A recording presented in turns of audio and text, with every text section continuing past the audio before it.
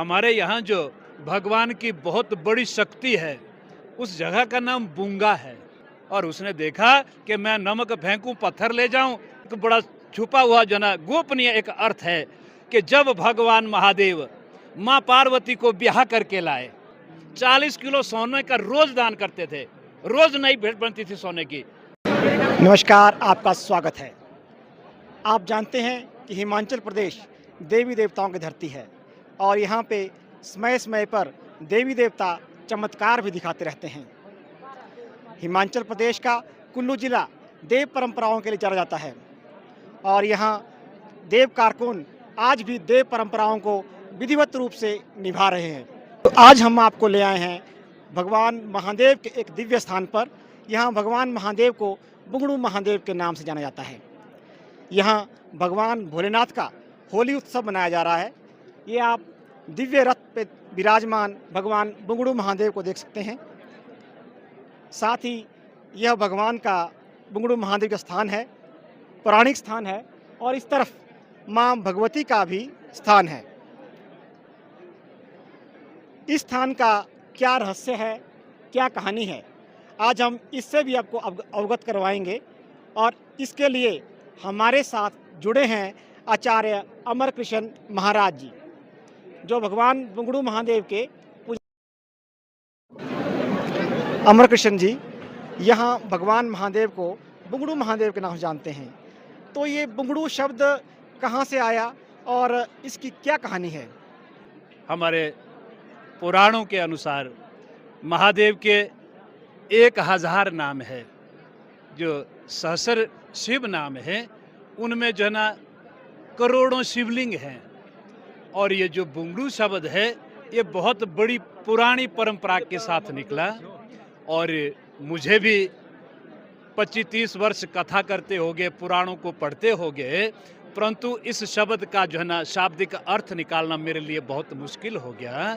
और हमने इसे इसलिए जोड़ा कि मेरी समझ के मुताबिक हमारे यहाँ जो भगवान की बहुत बड़ी शक्ति है, उस जगह का नाम बुंगा है। तो वहाँ माँ देवी का बड़ा पवित्र स्थान है, जहाँ से भगवान शिव को शक्ति आती है। तो हो सकता है कि हमारे पूर्वजों ने, हमारे जो विद्वानों ने जो है इस स्थान को जना शक्ति मान करके जना बुंगा को जना बुंगलेश्वर कह करके महादेव का नाम किया। और ऐसा कोई शाब्दिक अर्थ अभी तक बुंगलेश्वर महादेव, जैसा कि पंडित जी बता रहे हैं कि माँ बुंगा से रिलेटेड ये शाब्दिक अर्थ जो है वो इनके अनुसार लग रहा है।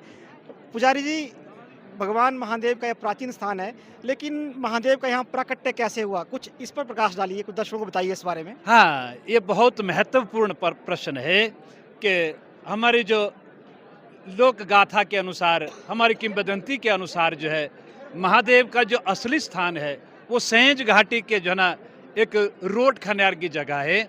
और आज भी वहाँ हमारे देवता का पूरा मंत्रिमंडल है, गुर है, पुजारी है, सारे कारदार हैं और भगवान के जना वहाँ मोहरे हैं, सभी कोट है, कोठी है।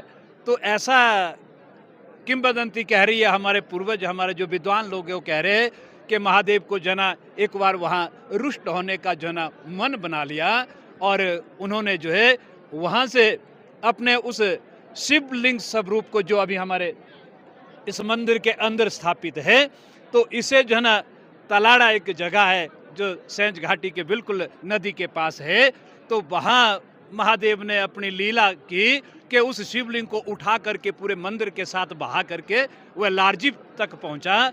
और लारजी में जो है ना हमारे यहाँ नहा के एक बड़े अच्छे बेचारे नमक के लिए गए थे दरंग की तरफ को, और वहाँ रुके तो इन शिवलिंग से जो है ना मुख से बाक हो गया, अरे भैया ये नमक फेंक, मुझे लेकर के चल। और उसने देखा कि मैं नमक फेंकूं, पत्थर ले जाऊं, अरे मेरे को तो समझ नहीं आ रहा। फिर कहा कि बोलने वाला पत्थर है, हो पा सकता कि अच्छा हो। तो उसने कहा महाराज नमक का क्या होगा? अरे बोले अपने घर चले जाना, जो खाली कमरा है उसको बंद कर देना, मेरा नाम ले लेना, अरे तुम्हें पता लग जाएगा। और ऐसा कह रहे हैं कि उधर से कहाँ लारजी है और कहाँ हमारा ये मठियाना जगह है, इसके साथ जो ऊपर का गाँव है, तो वहाँ किसी पेड़ को काट करके कहा कि इसकी जहाँ भी आखिरी डाल पहुँचेगी मेरा मंदिर वहाँ बनाना, तुम घर चले जाना। तो वो यहाँ पहुँच गई और आज भी यहाँ में जो है ना, ये जब भी इस मंदिर का निर्माण होता है तो उस खानदान के लोग जो है ना अपना एक विशेष तरह का लकड़ी लेकर के अपना अंकित नाम से लकड़ी लाते, उसको जो है ना इसकी दाहिनी तरफ को लाते, और जैसे उसने सुबह दरवाजा खोला तो नमक से भर गया था और कहा था कि तू बेचना मत, कई पीढ़ी दर पीढ़ी इसको खाते रहना। और जब अगली पीढ़ी आई सोचा कि क्या करेंगे नमक का इतना, ये अरे मुश्किल था, कहीं दरंग से जो है ना लाते, और उस बेचारे ने थोड़ी सी हिम्मत की, सुबह देखा तो वो पत्थर बन गया। वो पत्थर आज भी उनके जो है ना वहीं घर के नीचे फाउंडेशन में पड़ा है। तो ये कथा है। तो पंडित जी ने प्राकट्य की कहानी बताई कि कैसे महादेव प्रकट हुए। आचार्य जी, होली उत्सव जो है ना वो पूरे भारत में बड़े धूमधाम से मनाया जाता है, और अधिकतर होली के बारे में जो कहते हैं कि भगवान कृष्ण का जो ज़्यादा संबंध रहा है, लेकिन यहाँ पे जो है भगवान शिव होली खेलते हैं पार्वती के साथ। तो इसके पीछे क्या कहानी है, और ये भगवान शिव और पार्वती की होली कैसे शुरू हुई? हाँ, ये भी अति महत्वपूर्ण प्रश्न है, और इस आपके चैनल के माध्यम से लोगों को जो है ना इस बात का भी अनुभव हो जाएगा, ज्ञान हो जाएगा कि ये गौशाला में जो है ना फाग क्यों मनाते हैं।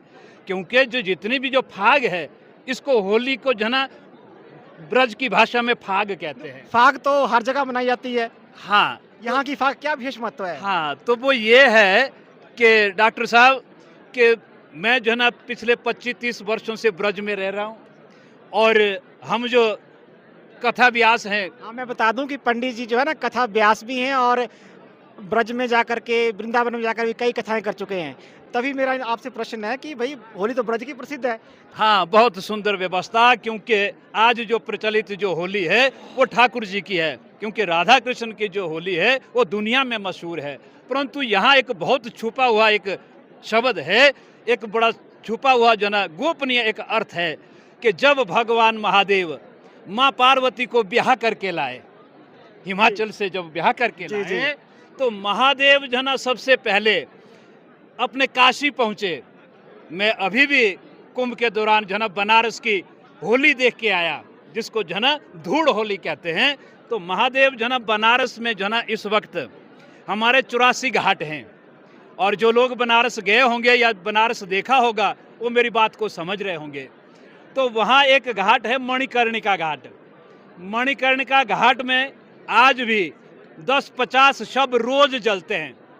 और महादेव जब पार्वती जी को लेकर के आए बनारस, तो उन्होंने कहा कि यहाँ अपने अब स्थान पर, घर पर आ गए हैं, लोग जो है ना शादी के बाद उत्सव मनाते हैं। तो अपने श्रृंगी भृंगी नंदी को कहा, अरे भैया आज जो है ना बड़ा उत्सव होना चाहिए, होली मनाते हैं। तो वो लोग जो है ना फूलों की होली करने लगे, और जब होली खत्म हो गई तो तब तक भूत प्रेत निकल गए रात्रि को। उन्होंने महादेव को कहा, महादेव आपने तो मना ली शादी का बड़ा उत्सव, हम लोग क्या करेंगे? तो महादेव ने कहा कि तुम भी अपना उत्सव शुरू करो। तो आज भी वहाँ शमशान की राख से जो है ना हमारे जितने विरक्त संत हैं, वहाँ जितने हमारे साधु संत जो सन्यासी हैं, वो जो है ना उस शमशान की धूल से जो है ना होली मनाते हैं। तो पंडित जी, शमशान की धूल की जो बताया आपने कि काशी में होली खेली जाती है, ये क्या आज ही खेली जाती है अभी? आज भी, अच्छा, आज भी ये परंपरा है, परंतु खेली जाएगी केवल उस मणिकर्णिका घाट में। परंतु अब कलयुग का समय आया, मैं तो इस बार वहीं था, मैं उसका चश्मदीद गवाह हूँ। अब तो जो है ना बहुत सी बच्चियां, बहुत से लड़के जो है ना उनके बीच में जा रहे, ये अच्छी बात नहीं है। उसको महाशमशान कहा है। महाशमशान में केवल वही लोग जा सकते हैं जिन लोगों का अधिकार है। जो आपने कहा कि नागाओं का जो है ना भी ज़्यादा वो नहीं है, जो घोरी हैं, जो महादेव के जो है ना बहुत अलग तरह के संत हैं, जो बिल्कुल निवस्त्र रहे, जो महादेव की अघोर साधना कर रहे हैं, मात्र वही कर सकते हैं। वही कर सकते हैं। आज मैं अपनी आंखों से देखा, आप अपने YouTube चैनल पे सर्च करना कि काशी में होली कैसे होती है। तो ये गौशाला की होली जो है ये एक शास्त्रिक व्यवस्था में उठती है कि हम भी जो है ना महादेव की खुशी में आज यहाँ नाचते गाते इसलिए हैं कि इस होली के पर्व को जो है ना महादेव की शादी मानते हैं, जो पार्वती जी को हिमाचल से लेकर काशी आए थे।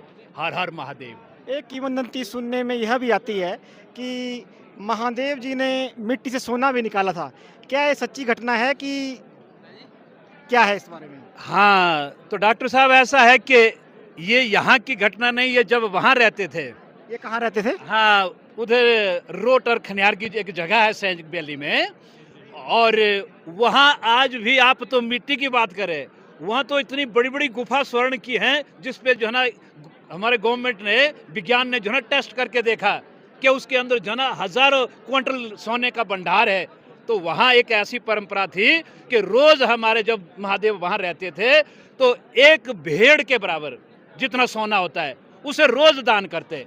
ये कब की बात है? हाँ, जब महादेव वहाँ रहते थे, जब यहाँ नहीं आए थे। इसकी गिनती बड़ा मुश्किल है क्योंकि मेरी भी उम्र जो है ना बहुत छोटी कितनी है। कितनी वर्ष पुरानी है, ऐसा कोई प्रमाण नहीं है अभी तक हाँ, इसका? प्रमाण कोई नहीं है। और क्यों हम व्यासों का एक विशेषता है कि हम जो है ना असत्य बोल नहीं सकते, क्योंकि मैं जो कुछ कहूँगा वह जो है ना शास्त्र और पुराण के निर्मित कहूँगा।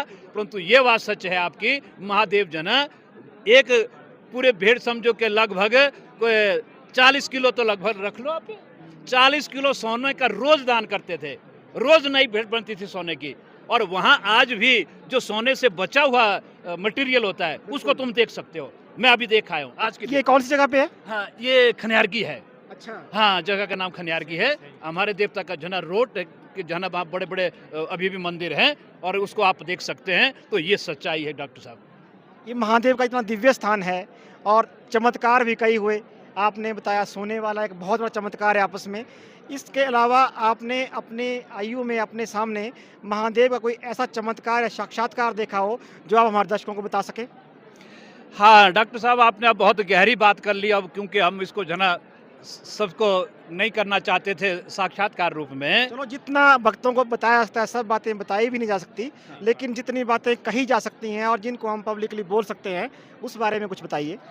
तो डॉक्टर साहब, मैंने कहा आपको कि मैं पिछले 25-30 वर्षों से पूरे भारत में जो है ना लोग बड़ी मुश्किल से अपने पूरे जीवन में एक बार 4 धाम करते हैं, 12 ज्योतिर्लिंग के दर्शन करते हैं, 7 मोक्षपुरी के दर्शन करते हैं। परंतु मुझे इस परमात्मा ने एक ऐसा वरदान दिया, मैं साल में 2 बार करता हूँ। अब समझो कि 25 वर्ष में अगर मैंने 2 बार किया हो तो मैं तो 50 बार कर चुका हूँ। मैं 12 ज्योतिर्लिंग के दर्शन कर चुका हूँ, मैं 4 धाम जो है ना 50 बार कर चुका हूँ। तो एक बार की घटना है कि जब मैं केदारनाथ में था, केदारनाथ जो है ना महादेव का वो एक ज्योतिर्लिंग है, जीवन में कभी समय लगे तो दर्शन करने जाना। बिल्कुल, बहुत साक्षात है, लेकिन यहाँ की कोई घटना हो तो? हाँ, तो यहाँ की घटना के बारे में आप सब लोगों को सार्वजनिक नहीं कर सकता, क्योंकि मैं उसमें जुड़ा हूँ। मेरी जो है ना एक परंपरा है कि विश्व लिए, तो वहाँ महादेव मुझे प्रकट हुए। अच्छा। और वहाँ हेलीकॉप्टर की व्यवस्था रहती है। हमारे हेलीकॉप्टर जो है ना 3 दिन लेट हो गए, बर्फ गिर गई, मेरे सभी यात्री जो है ना नीचे फाटा में रुके रहे। तो मैंने महादेव से कहा, महादेव ये तो बड़ा बुरा हो गया, बर्फ लग गई, अब वापिस जाना पड़ेगा, लोग मुश्किल से हो जाएंगे। तो जैसे मुझे आवाज़ डाली कि पंडित जी ऊपर चले, मैं समझ गया।